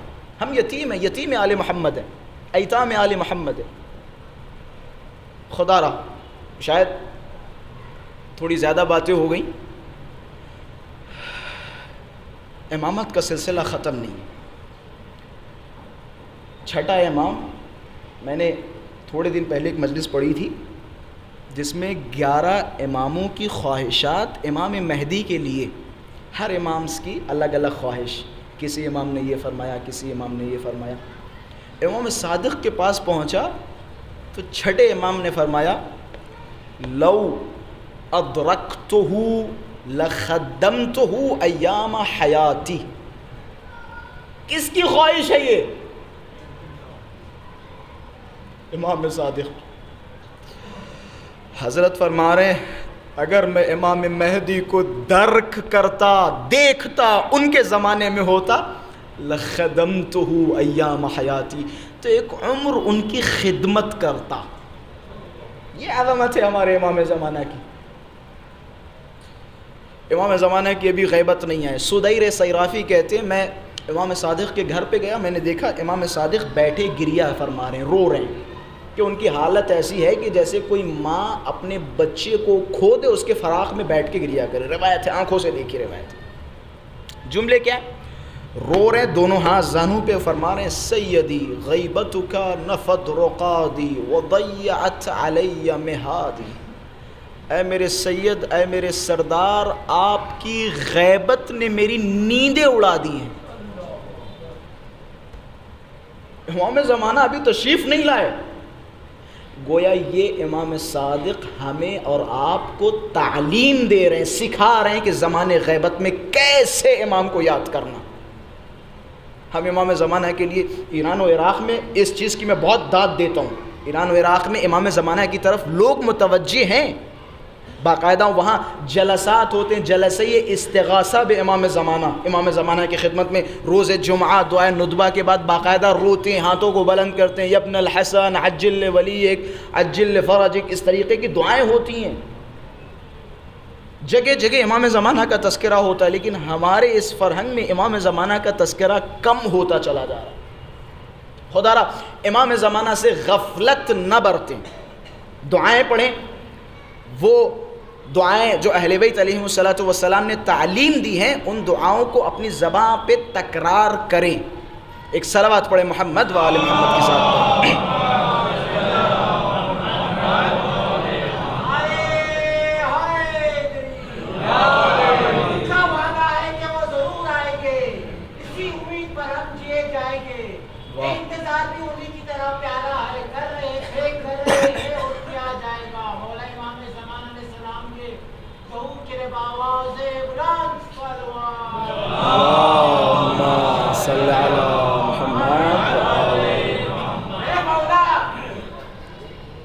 پڑھ لو بسم اللہ پڑھو.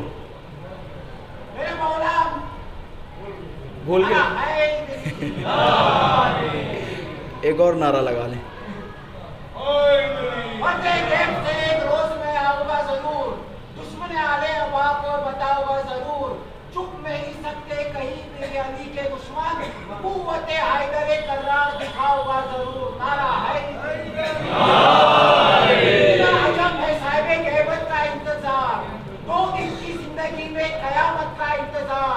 تیرے قدموں کا، تیری امامت کا ہے انتظار.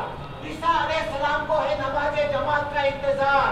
تو کہہ دے تو ٹھہر جائے کائنات، ہر وقت کو بھی تیرا اجازت کا انتظار. مولا امام زمان علیہ السلام کے ظہور کے لیے آواز بلند محمد و آل محمد.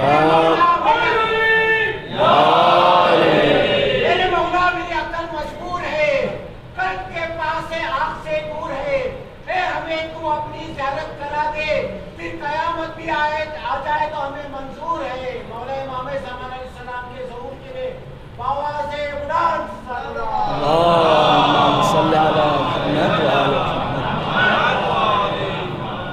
اب اگر آپ نے پڑھا تو میں نیچے آ جاؤں گا، آپ کو یہاں بٹھا دوں گا. ایک اور صلوات پڑھے بھائی کی سلامتی کے لیے.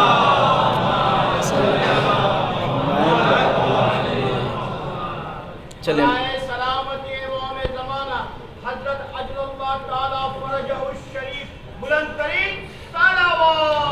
اللهم صل على محمد وآل محمد وعلى وعجل فرجہم۔ اچھا، میرے خیال سے بحث مکمل ہو چکی ہے۔ اب ایک نکتہ بیان کرتا چلو جو میں نے دوسری یا تیسری مجلس میں بیان کیا تھا۔ میں نے وی آر کے حوالے سے ایک بیان دیا تھا جس پہ جوانوں کے کچھ سوالات میری خدمت میں آئے کہ جس کے جوابات میرے خیال سے دینا مناسب اور بہتر بھی ہے۔ فرمایا کہ جناب والا وہ ہمارے پاس مراجع کرام کی اجازت ہے، مراجع کرام نے فرمایا کہ وہ جائز ہے۔ جب مراجع کرام نے کسی چیز کو جائز ٹھہرایا ہو تو پھر آپ کس حق سے اس کو ہونے سے روک رہے ہیں؟ یہ سوال ہے، ٹھیک ہے۔ دیکھیں ہمارے یہاں دو، میرے خیال سے یہ موضوع اور اچھی طریقے سے اگر بیان کروں تو اس سے پہلے یہ ضروری ہے، ہمارے یہاں ایک ہے جائز اور ایک ہے حکم۔ وہ جو وی آر کے موضوع پہ یہ تجزیہ پیش کر رہے ہیں کہ جب مراجع کرام نے اجازت دی ہے، حالانکہ سارے مراجع کرام نے اجازت نہیں دی ہے، بعض جو انہی کی طرف سے شائع ہے کہ بعض مراجع کرام کے وکلاء نے اجازت دی ہے، تو پھر کیسے ممکن ہے کہ اس کام کو انجام نہ دیا جائے جبکہ مراجع کرام فرماتے ہیں جائز ہے؟ تو میں ان کی خدمت میں گزارش کروں گا کہ ضروری نہیں ہے کہ ہر وہ چیز جو جائز ہے اسے انجام دیا جائے۔ میں آپ کو فہرست اٹھا کے دکھاؤں گا اور 100-200 چیزیں آپ کے سامنے گنواؤں گا جو جائز ہیں، لیکن ان میں سے بعض چیزیں اگر آپ انجام دیں گے تو پبلک آپ کو پیٹ دے گی۔ بعض جگہوں پہ پبلک پیٹ دے گی، بعض جگہوں پہ پبلک آپ کو گالیاں دے گی، بعض جگہوں پہ پبلک آپ سے متنفر ہو جائے گی۔ جائز ہے لیکن کنڈیشن، حالات، زمان سب کچھ دیکھنے کے بعد انجام دیا جائے گا۔ مثال کے طور پہ میں جب قم المقدسہ میں تھا، میں جب مشہد مقدس میں تھا تو میں امامہ لگا کے بائک پہ بیٹھ کے بائک چلاتا تھا، یا جب میں قم میں تھا تو میں کسی بھی دکان پہ جاتا تھا اور بہترین سینڈوچ لے کے دکان میں بیٹھ کے سینڈوچ کھاتا تھا امامہ لگا کے۔ لیکن وہی سینڈوچ اگر میں میرا روڈ کی کسی دکان پہ جا کے اس امامے کے ساتھ کھاؤں جا کے، تو یہ میرا روڈ کی جتنی عوام ہے اکثر کہے گی یہ کیسا مولانا بے وقوف ہے، یہ روڈ پہ جا کے قوم کی عزت کو اتار رہا ہے، کیونکہ ہم علماء کی قدر بہت زیادہ کرتے ہیں دوسروں کی بنسبت، تو ظاہر سی بات ہے آپ کو بہت برا لگے گا۔ لیکن یہی مسئلہ اگر آپ سستانی صاحب کے پاس لے کے جائیں گے، میں آپ کو جواب دوں who the hell are you جو آپ یہ کہہ رہے ہیں کہ کھا نہیں سکتا، میں جاؤں گا سستانی صاحب کے پاس اور سستانی صاحب کی خدمت میں کہوں گا کہ قبلہ کیا روڈ پر امامہ لگا کے سینڈوچ کھانا جائز ہے؟ تو سستانی صاحب کا جواب کیا ہوگا؟ جائز ہے۔ مثال کے طور پہ آپ سے کوئی مولانا فون کرے اور آپ اس سے مجلس کے لیے کہیں، مولانا ادھر سے کہے کہ ہم 10,000 لیں گے، 5,000 لیں گے مجلس کے، آپ کا ری ایکشن کیا ہوگا؟ یہ تاجر خون امام حسین، یہ آپ کا ری ایکشن ہوگا۔ پھر وہ ادھر سے کال پہ کہے شرم نہیں آتی تمہیں، میرے مرجع نے اجازت دی ہے۔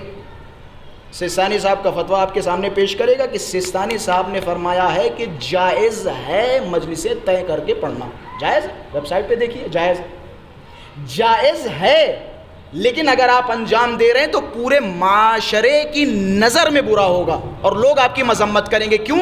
کیونکہ جائز ہے لیکن ایک عظیم نعمت سے آپ محروم ہو جائیں گے، وہ ہے رضائے فاطمہ۔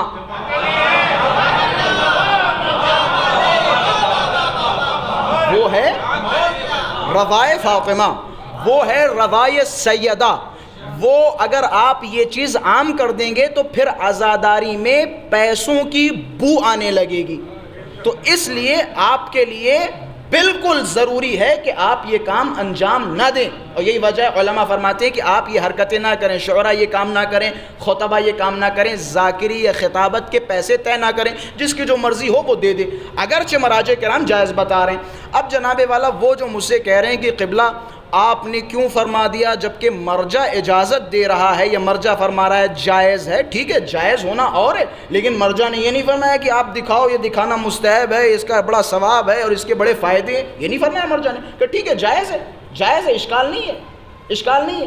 لیکن اس کے میں جو اس چیز سے روک رہا ہوں، یا بعض علماء کرام یا بعض مراجع کرام کے بھی بیانات ہیں، مثال کے طور پہ اس چیز کو اگر روکا جا رہا ہے یا اس چیز پہ کہا جا رہا ہے کہ یہ چیز نہیں ہونی چاہیے، کیونکہ اس کے سائیڈ ایفیکٹس بہت زیادہ ہیں، اس کے نقصانات بہت زیادہ ہیں. میں بہت سارے کاموں کی مثال کے طور پہ وہ صاحبان جو یہ کام کر رہے ہیں ان کے بہت سارے کاموں کی سراہتا ان کے بہت سارے کاموں کو میں خود سراہتا ہوں, اس میں کوئی شک نہیں ہے, لیکن یہ نہیں ہونا چاہیے. اب جناب والا اگر کوئی انسان اس کی مخالفت کر دے یا کوئی انسان کہہ دے کہ بھائی یہ نہیں ہونا چاہیے, اور آپ یہ جواب دیں کہ فلاں صاحب جاہل ہیں, فلاں صاحب احمق ہیں, فلاں صاحب بے سواد ہیں, بے شک ہم تو جاہل ہیں, اس میں تو کوئی شک نہیں, ہم جاہل ہیں. اور میرے خیال سے کوئی ایسا نہیں ہے جو جاہل نہ ہو, عالم فقط 14 ہیں, سب جاہل ہیں, سب جاہل ہیں بھائی, سب جاہل ہیں, ہم بھی جاہل ہیں. بس فرق یہ ہے کہ ہم جاہل ہیں, آپ جاہل مرکب ہیں. ہمیں اپنی جہالت کا علم ہے اور آپ کو اپنی جہالت کا علم نہیں ہے, بس یہ فرق ہے. میں اقرار کرتا ہوں میں جاہل ہوں, بہت ساری چیزوں کو نہیں جانتا ہوں, بہت ساری چیزوں کو نہیں جانتا ہوں. اور رہی بات یہ جو آپ اپنا نظریہ پیش کر رہے ہیں, میرے خیال سے اگر یہ جو امامہ ہمارے سر پہ ہے, جب بھی آپ کسی کے سر پہ امامہ دیکھیں گے تو 2 3 4 چیزوں کی طرف توجہ جائے گی. وہ توجہ کیا؟ آپ دیکھیں گے کس مدرسے کا پڑھا ہوا ہے, حوزے میں کیا پڑھا, مدرسے میں کیا پڑھا, فوراً دماغ آپ کا اسی طرف جائے گا, ہے یا نہیں؟ آپ اس امامے کو دیکھنے کے بعد کیا مجھ سے توقع کریں گے؟ مجھ سے توقع کریں گے کہ میں ممبر پہ آ کے سائنس بیان کروں. سائنس اگر بیان کرنے کے لیے کسی کو بلانا ہوگا تو آپ کسی یونیورسٹی سے پروفیسر کو لا کے بٹھا دیں گے, ٹھیک ہے. اگر آپ طبی معاملات کے لیے کسی کو سننا چاہیں گے تو کسی ڈاکٹر کو بلا دیں گے. یہاں جب آپ میرے سر پہ امامہ دیکھ رہے ہیں تو آپ کی توقع کیا ہے کہ اس امامے کے نیچے قرآن و حدیث ہے, قرآن و حدیث ہے. عالم کی پہچان قرآن و حدیث سے ہے, عالم کی پہچان کلام سے ہے, رجال سے ہے. دیکھیں ظاہر سی بات ہے, حوزے کے مختلف علوم ہیں, جب یہ علوم کسی شخصیت میں پائے جاتے ہیں تب حوزوی فرد کہا جاتا ہے, حوزوی عالم کہا جاتا ہے. اور وہ ماشاءاللہ سے آپ کو اللہ نے عقل دی ہے, شعور دیا ہے, اس سے خود آپ حضرات اندازہ لگا سکتے ہیں. ماشاءاللہ سے سوشل میڈیا کے ذریعے دنیا آپ کے سامنے ہے, آپ سب کو سنیے اور یہ اندازہ لگائیے کہ کس کے بیانات میں 1 گھنٹے کے بیانات میں مثال کے طور پہ 10 آیتیں, 20 آیتیں اور 50 حدیثیں, 10 حدیثیں, 5 حدیثیں مل رہی ہیں, اور کس کے بیانات میں پورے 1 گھنٹے میں 1 حدیث اور 1 بھی قرآن کی آیت نظر نہیں آ رہی ہے. وہ اندازہ آپ لگائیں. اور یہ میں اسی کے ذیل میں ایک اور بھی طریقہ بتاتا چلوں. ہر انسان علماء کی تلاش میں, قبلہ کس کو فالو کریں, کس کی مجلسوں کو سنیں, کیا نہ سنیں. دیکھیں بعض اوقات ہوتا ہے تقدس آپ کو دھوکہ دے دیتا ہے, بعض اوقات تقدس دھوکہ دے دیتا ہے. مثال کے طور پہ میری داڑھی بہت اچھی ہے, میری آنکھیں بہت اچھی ہیں, میں بہت دھیرے دھیرے بولتا ہوں, میں سر جھکا کے عوام کے درمیان چلتا ہوں, جو بھی ملتا ہے میں فوراً جھک جاتا ہوں, ہاتھ چومنے لگتا ہوں, کیسے ہیں آپ. پھر آپ کہتے ہیں قبلہ کا اخلاق کتنا اچھا تھا. ٹھیک ہے, یہ ساری چیزیں پلس پوائنٹ ہیں, لیکن حقیقت نہیں ہے. آپ اسی کے بیس پہ کسی کو فالو نہیں کر سکتے. مثال کے طور پہ اخلاق اچھا ہے, گفتار بہت اچھی ہے, انداز بیان بہت اچھا ہے, بڑے پیار سے جوانوں کے مثال کے طور پہ حالات حاضرہ کو بڑے پیار سے سلجھا رہے ہیں, بڑے پیار سے بیان کر رہے ہیں, تو اس کا مطلب یہ نہیں ہے کہ وہ بہت بڑے عالم دین ہیں اور بہت پڑھے لکھے ہیں. کیونکہ ہمارے یہاں پڑھا لکھا اسے کہا جاتا ہے جو قرآن و حدیث کا علم رکھتا ہو, جس کے پاس قرآن و حدیث کا علم ہو. اور یہ میں باتیں آپ حضرات کے سامنے بھی بیان کر رہا ہوں. آپ اگر مشخص کرنا چاہتے ہیں کہ بیانات کس کے سنیں, دیکھیں کس کے کلام میں قرآن و حدیث زیادہ پائی جاتی ہے. اور یاد رکھیں آخر الزمان میں بچنے کا طریقہ صرف و صرف یہ ہے کہ جہاں قرآن و حدیث پہ زیادہ گفتگو ہو آپ وہاں جا کے بیٹھیں. جہاں آپ دیکھیں کہ یہاں قرآن و حدیث سے گفتگو نہیں ہے, بلا جھجک کتنی بھی اچھی باتیں کرتا ہو, آپ کے پسند کی باتیں کرتا ہو, آپ اٹھ کے چلے جائیے. کیونکہ قرآن و حدیث سے ابھی یہ فائدہ پہنچا رہا, لیکن تھوڑے دنوں کے بعد یہ نقصان پہنچائے گا, کیونکہ قرآن و حدیث سے تعلق نہیں رکھتا. تو لہٰذا یہ آخر الزمان میں پہچان کا ایک طریقہ ہے. علوم آل محمد بیان کرنے والا ہو, قرآن و حدیث سے اپنی باتوں کو ثابت کرنے والا ہو. بالخصوص اگر کوئی ایسا ملے کہ جس کا قرآن پہ بہت زیادہ تسلط ہے, تو آپ ضرور اس کی مجلسوں کو سنیں, ان کے بیانات کو سنیں, ان کو فالو کریں. یہ دیکھیں ظاہر سی بات ہے, جس طرح سے ہمیں ایک ذاکرین کے طبقے نے بہت زیادہ نقصان پہنچایا, وہ اوٹ پٹانگ باتیں ادھر کی ادھر, ادھر کی ادھر, اسی طریقے سے ممکن ہے امامے کے ساتھ بھی اس طرح کے نقصانات قوم کو پہنچیں. تو لہٰذا آپ کی ذمہ داری یہ ہے کہ آپ صرف و صرف نہ امامہ دیکھیں, نہ اچھا اخلاق دیکھیں, نہ مسکراہٹ دیکھیں, نہ جھک سے ملنا دیکھیں, اس کا علم دیکھیں. علم اگر علم دیکھیں گے، علم دیکھ کے ڈیسائیڈ کریں گے تو یہ میرا دعویٰ ہے آپ دھوکہ نہیں کھائیں گے، وگرنہ دھوکے کے ماتھے پہ کچھ لکھا نہیں ہوتا اور نہ ہی دھوکے کے کوئی سینگ ہوتے ہیں جو دور سے آپ کو نظر آ جائیں۔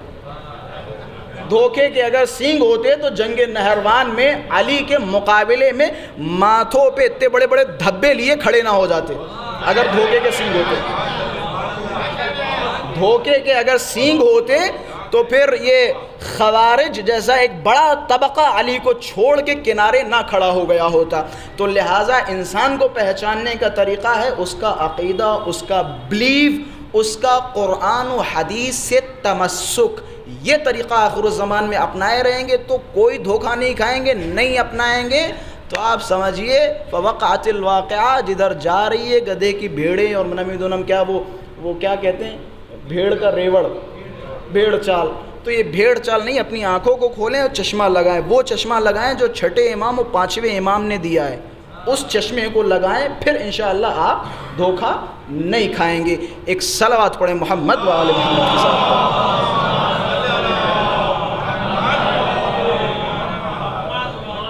تھوڑی میں تکلیف کے ساتھ اس لیے بھی بیان کیا، بعض اوقات ہوتا ہے زبردستی کسی چیز کے پیچھے لگے ہو ثابت ہونے کے لیے، ثابت کرنے کے لیے، ٹھیک ہے، اگر اس کے فوائد اتنے زیادہ نہیں ہیں تو اوائڈ کریں، چھوڑ دیں۔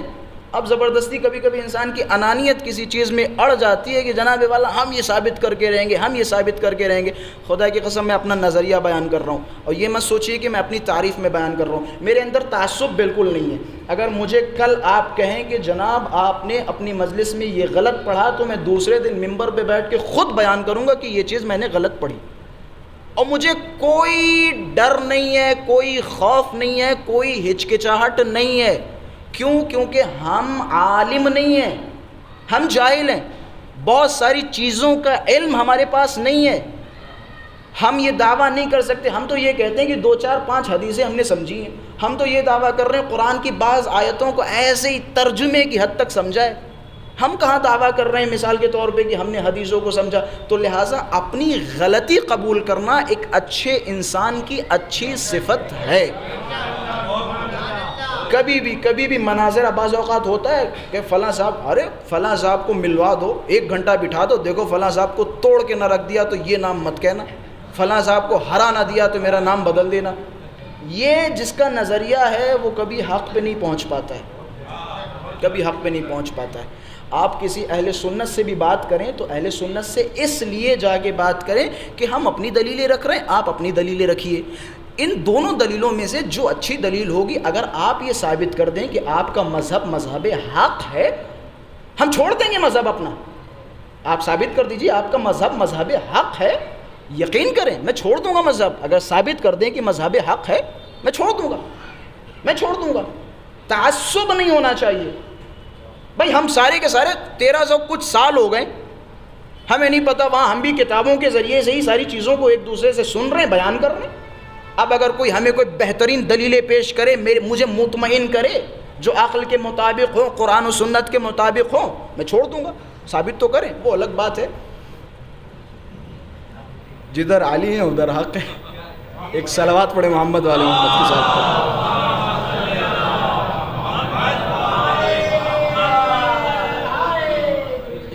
خلاصہ اہل بیت اطہار علیہم السلام کی یہ پورے خمسے کا خلاصہ 2 لفظوں میں، ایک میں نے جس بات پہ سب سے زیادہ تاکید کی ہے، ایک اہل بیت علیہم السلام سے غافل نہ ہوں، بالخصوص امام زمانہ سے غافل نہ ہوں، امام زمانہ کا انتظار کریں، اپنے مسائل میں مراجع کرام کو فالو کریں، مراجع کرام کے دامن سے متمسک رہیں، اسی کے ساتھ ساتھ اہل بیت علیہم السلام کی طرف توجہ زیادہ رکھیں، امام زمانہ کے لیے عشق، انتظار اپنے دلوں میں کثرت سے پیدا کریں۔ دوسرا جو اس سے بھی، حالانکہ اس سے اہم تو کچھ نہیں ہو سکتا، لیکن اس چیز تک پہنچنے کے لیے یہ بہت بڑا راستہ ہے، وہ ہے تحقیق۔ اپنے اندر مزاج تحقیق پیدا کریں، کسی ایک کلپ کے ذریعے کوئی ایک نتیجہ نکالنے والا مزاج ختم کر دیں، تحقیقی مزاج پیدا کریں، تحقیقی مزاج پیدا کریں۔ ایک کلپ کے ذریعے مثال کے طور پہ میری ایک بات آپ کے پاس پہنچی، آپ کو اچھی لگی، آپ نے کہا نہیں یہ صاحب بڑے اچھے ہیں، لیکن دوسری کلپ آ جائے گی تو خود بخود نظریہ بدل جائے گا، لیکن جب خود آپ کی تحقیق ہوگی، آپ کی ایک نظر ہوگی، آپ کے سامنے چیزیں ہوں گی، پھر نہ ان کی کلپ اثر کرے گی نہ ان کی کلپ اثر کرے گی۔ تو آپ کا فرض ہے اہل تحقیق بنیں، اہل تحقیق بنیں۔ اگر اہل تحقیق نہیں بنیں گے، وہ جنہوں نے امام حسین کا ساتھ چھوڑا، وہ جنہوں نے اہل بیت کا ساتھ چھوڑا، وہ کہیں نہ کہیں یا تو جاہل تھے یا پھر حاسد تھے یا پھر اہل تحقیق نہیں تھے، اہل جستجو نہیں تھے، حق و باطل میں تشخیص نہیں دے پائے۔ جب انسان حق و باطل میں تشخیص نہیں دے پاتا ہے تو پھر حسین کو چھوڑ کے یزید کی صف میں کھڑا ہو جاتا ہے۔ لیکن جسے حق و باطل اور جنت و جہنم میں تشخیص دینی آتی ہو، وہ پوری زندگی یزید کی صف میں رہ کر بھی آخری لمحات سب کچھ چھوڑ کے حسین کی صف میں آ جاتا ہے، حسین کی صف میں آ جاتا ہے۔ یہ اہل بیت کا کرم اور اہل بیت کی نوازش اور اہل بیت خداوند متعال کی طرف سے دی ہوئی توفیقات ہیں، جو حر ایک رات کسی اور کے دروازے پہ تھا، لیکن جب دوسری رات آئی تو حسین ابن علی کے دروازے پہ پایا گیا۔ یہ میرے مولا کا کرم ہے، مولا کا احسان ہے۔ آپ جب بھی مجلسوں میں آئیں، ہم سب گنہگار ہیں، ہم سب گنہگار ہیں، جب بھی آنکھوں سے آنسو نکلے تو یہ جملہ ضرور امام حسین سے فرمایا کیجئے، مولا ہمارا گناہ حر سے بڑا تو نہیں تھا؟ مولا حر نے آپ پہ پانی روکا، مولا حر نے آپ کے گھوڑے کی لجام پکڑی، مولا ہم میں سے کسی نے آپ کے گھوڑے کو نہیں روکا، مولا ہم میں سے کسی نے آپ کے راستے کو نہیں روکا، مولا ہم میں سے کسی نے آپ پر پانی بند نہیں کیا۔ مولا جب آپ حر کو کلیجے سے لگا سکتے ہیں تو ہم گنہگاروں کو بھی اپنے کلیجے سے لگا لیں۔ شہزادی کی خدمت میں آنسو بہائے، شہزادی آپ سفارش کرے، آپ کا بیٹا، آپ کا فرزند حسین ابن علی ہم سب کو اپنے کلیجوں سے لگا لے، ہم سب کے گناہوں کے لیے خداوند متعال کی بارگاہ میں اپنا ہاتھ اٹھا دے، اور ایک مرتبہ خدا کی بارگاہ میں اگر حسین عرض کر دیں، پروردگارہ ان سب کے گناہوں کو معاف کر دے، خدا کی قسم پروردگار بصدقے بطفیل امام حسین ساری کائنات کے گناہوں کو معاف کر دے گا۔ آخر کیسے خدا امام حسین کی دعا پہ لبیک نہ کہے؟ ارے جس نے راہ خدا میں اپنا پورا کنبہ لٹا دیا ہو، جس نے راہ خدا میں اپنا پورا کنبہ لٹا دیا ہو۔ آپ نے بچپن سے سنا امام حسین آخری لمحہ جب حل من ناصر ینصرنا کی آواز بلند کی تو ایک ننھے علی اصغر نے اپنے آپ کو جھولے سے گرا دیا۔ یہ روایت ہم بچپن سے سنتے چلے آ رہے ہیں، لیکن ایک اور روایت اور ایک اور نتیجہ میرے ذہن میں ہے جو میں نے علماء سے سنا، آپ حضرات کی خدمت میں وہ جملہ عرض کرتا چلوں۔ بے شک جناب علی اصغر نے اپنے آپ کو جھولے سے گرایا، لیکن ایک خطیب فرماتے جناب علی اصغر نے اپنے آپ کو جھولے سے نہیں گرایا، بلکہ کیا ہوا اب سنیے۔ کہتے جس طرح ایک بادشاہ ایک خط لکھتا ہے، خط لکھنے کے بعد جب اس کی تمام باتیں مکمل ہو جاتی ہیں تو پھر آخر میں وہ ایک مہر لگاتا ہے تاکہ یہ پتا چلے کہ یہ خط فلاں بادشاہ کی طرف سے ہے۔ اسی طرح جب حسین نے کربلا کا صفحہ لکھا، جب سب کچھ لکھ دیا، آخر میں خیمے کے دروازے پہ گئے، رباب اصغر کو میرے حوالے کرو۔ ارے یہ اصغر تمام شہادتوں پہ مہر تھا حسین کا۔ امام حسین خود خیمے میں گئے کہ ابھی حجت تمام نہیں ہوئی، اصغر کو لاؤ۔ ارے کیسا دل تھا! یہی وہ ایک مقام ہے، اور بھی مقامات ہیں لیکن یہ سب سے سخت مقام تھا جہاں حسین نے ہمیں اور آپ کو یاد کیا، اے میرے شیعوں کاش تم کربلا میں ہوتے، ارے دیکھتے حسین کی غربت کیسی ہے۔ اے میرے شیعوں اگر تم کربلا میں ہوتے تو دیکھتے یہ تمہارا امام کس طرح ان کے سامنے پانی مانگ رہا ہے. ارے یہ ہیں جو پانی دینے سے انکار کر رہے ہیں. نہ صرف یہ کہ انہوں نے انکار کیا، کہتے حسین نے جب اصغر کو بلند کیا فوج اشقیاء میں کوہرام برپا ہوا. ارے کسی لعین نے آواز دی این این حرملا اقطع کلام الحسین، اے حرملا حسین کے اس کلام کو قطع کر دے. حرملا نے تیر اٹھایا. ارے مقتل کے جملے ہیں، اصغر کے گلے کا نشانہ لگایا. ارے یہ ننھا اصغر تیر لگتے ہی حسین کے ہاتھوں پہ منقلب ہو گیا. تیر حسین کے بازوؤں میں پیوست ہو گیا. روز محشر حسین کھڑے ہوں گے، بِأَيِّ ذَنبٍ قُتِلَتْ، اے میرے پروردگارا اس بچے کو کس جرم میں مارا گیا، اس بچے پہ کیا.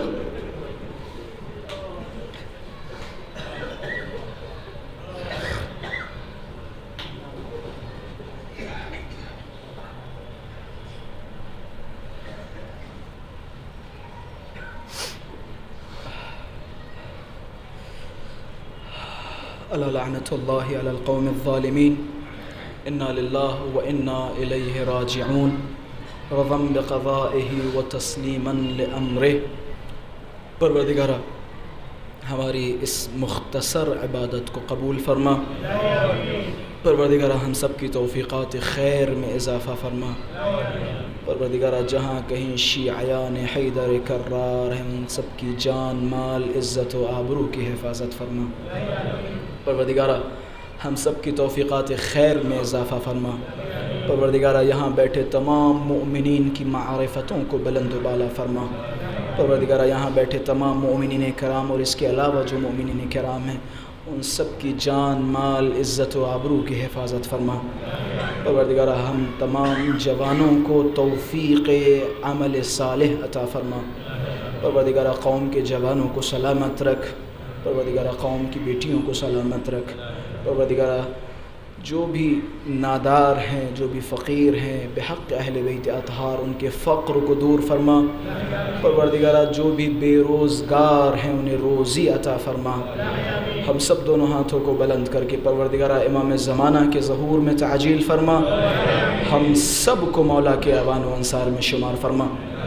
دونوں ہاتھوں کو بلند کر کے امام زمانہ کی سلامتی کے لیے مل جل کے دعا فرمائے. بسم اللہ الرحمن الرحیم. اللہم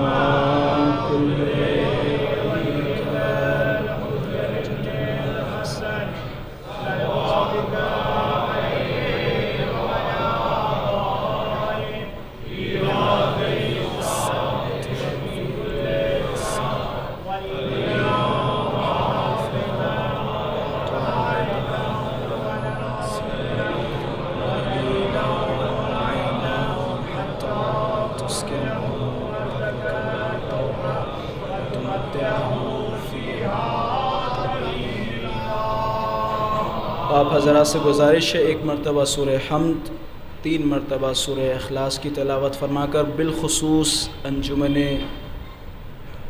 حیدری کے جتنے بھی ممبران ہیں اور میرا روڈ کے جتنے بھی مومنین ہیں ان سب کے جو بھی مرحومین اور مرحومات ہیں ان سب کی روح کو وصال فرمائیں بحق اہل بیت اطہار، اپنے اپنے مرحومین کو نظر میں رکھتے ہوئے.